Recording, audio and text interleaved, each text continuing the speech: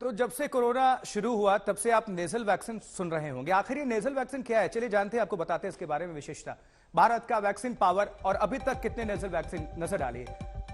ये टोटल अभी तक आप जो अभी नजर डाल रहे हैं वो वैक्सीन है। कोवैक्सीन आपको पता होगा, आप में से कईयों ने लगवाया है। कोविशील्ड आप में से बहुतों ने लगवाया है। स्पुतनिक आप जानते हैं विदेशी, और कॉर्बेवैक्स इसके बारे में भी सभी को पता है। लेकिन इनकोवैक, ये नेजल वैक्स, ये 12+ आपको याद होगा, ये जो 4 और ये अब जो जिसकी हम बात कर रहे हैं इनकोवैक नेजल वैक्सीन, इसको मिलाकर 5। देखिए, भारत बायोटेक का है कोवैक्सीन, आपको पता होगा। कोविशील्ड की अगर हम बात कर रहे हैं तो इसके बारे में आप जाने, लेकिन सबसे बड़ी बात नेजल वैक्स के बारे में आपको बताते हैं। नेजल वैक्सीन और नेजल नोज यानी नाक में सीधा ये इसको दिया जाता है, इसका इस्तेमाल होता है। इसमें बिना किसी इंजेक्शन, बिना किसी सुई का उसमें कोई योगदान नहीं होता। कोविड पोर्टल पर आज से ही इनकोवैक की उपलब्धता सुनिश्चित हो चुकी है, तो आपको भी अगर चाहिए तो आप रजिस्टर करा सकते हैं और ले सकते हैं। यानी आज से नेजल वैक्सीन का इस्तेमाल शुरू हो गया है भारत के लिए, देशवासियों के लिए। 6 सितंबर को मिली थी इमरजेंसी इस्तेमाल की इसको इजाजत, यानी कि मंजूरी। एक विस्तृत रिपोर्ट हमने की है आप सभी के लिए, आप जानिए और इसके लिए कितनी महत्वपूर्ण है आप सभी के लिए, हमारे लिए, देशवासियों के लिए नेजल वैक्सीन की खासियत क्या है। स्पेशल रिपोर्ट देखें।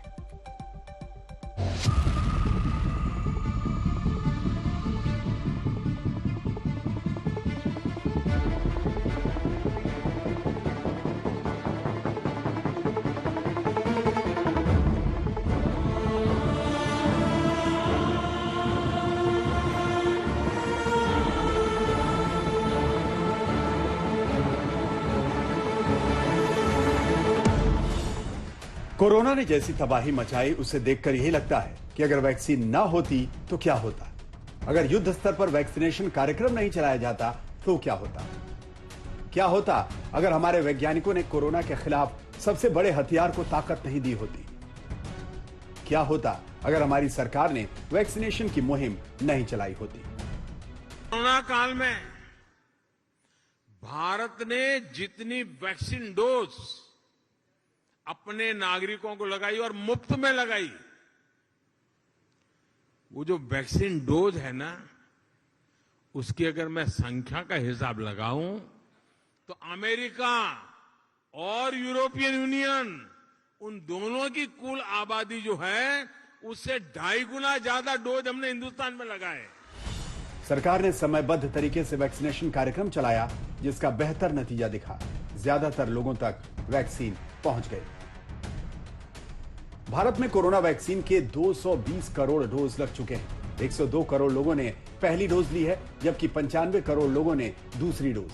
इतना ही नहीं, 22 करोड़ लोगों ने बूस्टर डोज भी ले ली है। भारत सरकार ने नेशनल हेल्थ मिशन, राज्य आपदा प्रतिक्रिया कोष, इमरजेंसी कोविड रिस्पांस पैकेज और प्रधानमंत्री Ayushman Bharat health infrastructure mission के इत्यादि से राज्यों को वित्तीय सहायता प्रदान करके राज्यों को कोविड के खिलाफ लड़ाई के उनके प्रयासों में लगातार सहायता प्रदान की है।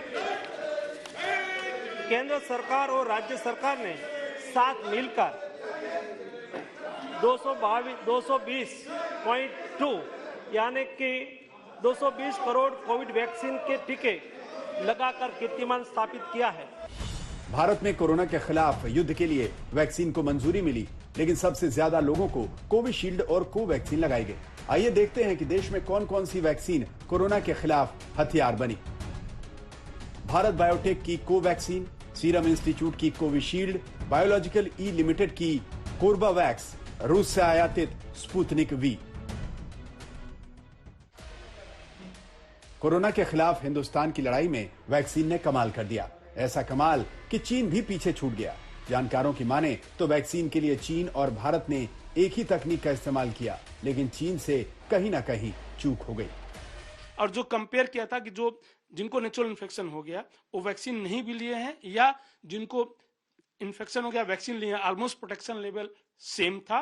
प्रोटेक्शन लेवल की बात करूं, एंटीबॉडीज लेवल की नहीं, प्रोटेक्शन लेवल जो है इन्फेक्शन से या सीवियरिटी और डेथ से सेम था। जिन्होंने वैक्सीन नहीं ली थी या उनको नेचुरल इन्फेक्शन नहीं था, उनमें सीवियरिटी भी ज्यादा था, हॉस्पिटलाइजेशन ज्यादा, डेथ ज्यादा। वो इतना बड़ा डेटा सेट उन्होंने रिलीज किया था। तो इसलिए हाइब्रिड इम्यूनिटी का उतना रोल मैं नहीं मानता हूं as a scientist. Natural infection का बहुत ही बड़ा रोल है। कोरोना की शुरुआत चीन से हुई। कोरोना के खिलाफ चीन ने जीरो कोविड पॉलिसी बनाई, लेकिन चीन की वैक्सीन उतनी असरदार साबित नहीं हुई जितनी हिंदुस्तान की। और शायद यही वजह है कि चीन में कोरोना एक बार फिर दस्तक दे रहा है।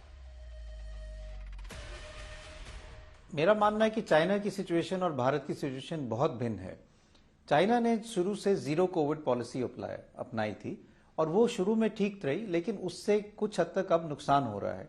एक चीज तो ये है कि उनके अगर एक दो केसेस भी हों तो वो पूरा लॉकडाउन कर देते थे, वायरस को फैलने नहीं देते थे।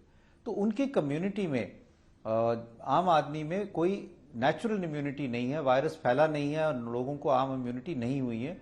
और उनके कई ऐसी पॉपुलेशन है जो हम ये कह सकते हैं कि जैसे 2 साल पहले सिचुएशन थी भारत में 2020 में, वैसी ही सिचुएशन है कि कई लोग ऐसे जिनको कोविड से एक्सपोजर बिल्कुल भी नहीं हुआ।